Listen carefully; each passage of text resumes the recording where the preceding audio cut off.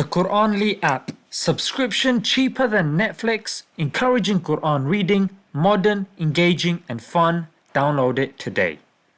Assalamu alaikum guys, and welcome to another episode of Smile to Jannah.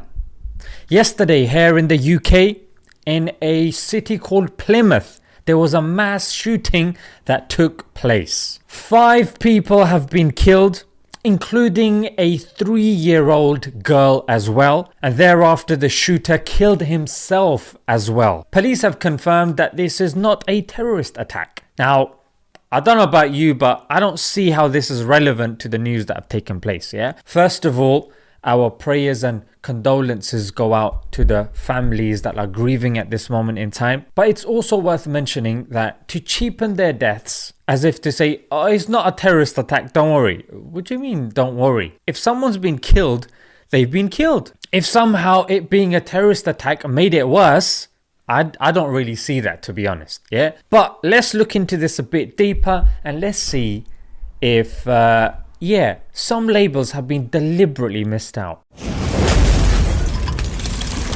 That's agenda.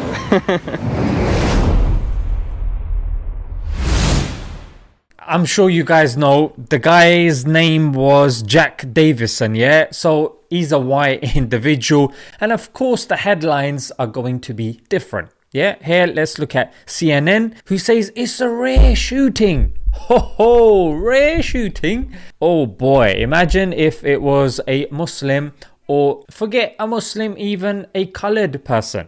Yeah, would we ever imagine that the word rare being used? Never, because it would change the narrative completely. It would put it into context that this is not something that occurs regularly. The BBC goes, he's a licensed gun holder. But hang on a minute guys, he's killed a 3-year-old little girl. Yeah, but he's got the necessary paperwork for his gun, yeah? I think we should roll with that headline. What about the little girl? Forget all that, mate. Forget that this is the biggest shooting since 2010. Nah. He had a license. Make that clear. People need to know that this guy had a license, yeah? Don't think he was evading the paperwork. He was following the law. That's what he was doing. Another thing that was missed out was his theology, yeah? He didn't mention the fact that he's a Christian. So that leaves him being an atheist. Will we hear the term atheist terrorism being used? Of course not. He shared posts that are pro-Trump on his Facebook page. Is he gonna be called a right or far right terrorist? It doesn't seem like that at this moment. And number 2, he complained about women being exploited by men, yeah? And he referred to this group called the incel movement, yeah, which targets women. I'm sorry, but isn't the definition of terrorism something to do with political or religious? And this is a group, yeah, which is literally on the fringe, because there's discussions taking place whether it's a terrorist group or not. And whilst these discussions are taking place, more and more killings are taking place. The discussions are most likely going to be, yeah, but people dying, mate, and it's because of a group, mate.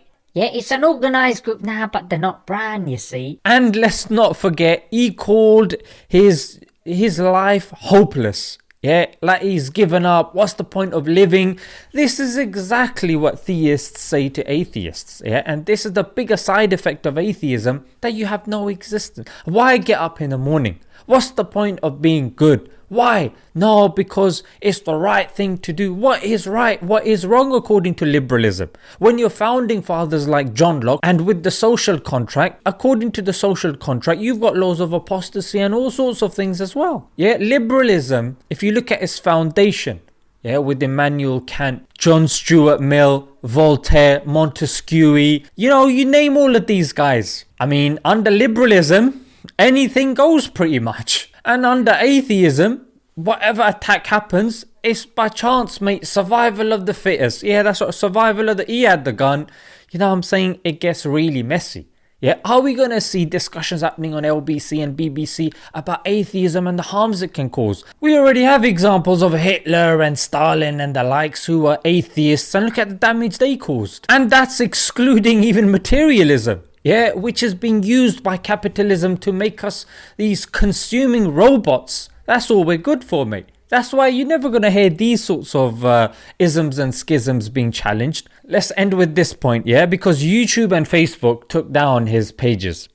Now, he didn't say anything that went against the community guidelines, and YouTube goes, you know what, we don't want to give people like this platforms. What happened to freedom of speech now? Yeah, well, hang on just a minute right here, because he did not violate your community guidelines. So what is this? Anytime you want, you violate freedom of speech. Anytime you want, you keep it on board. What is this? It's a joke. But when it comes to Muslims, everyone's united. No. We can cuss your prophet. We can do this. But when it comes to other things, we got to look at the context. You see. So guys, I just wanted to highlight some hypocrisies that I noticed from this story. And yeah, anytime we hear such stories, it's very important that we train ourselves and our dependents to think critically when it comes to the news and the headlines, and we are able to sift through all the propaganda. Alright guys, let's leave it there until next time. Assalamu alaikum.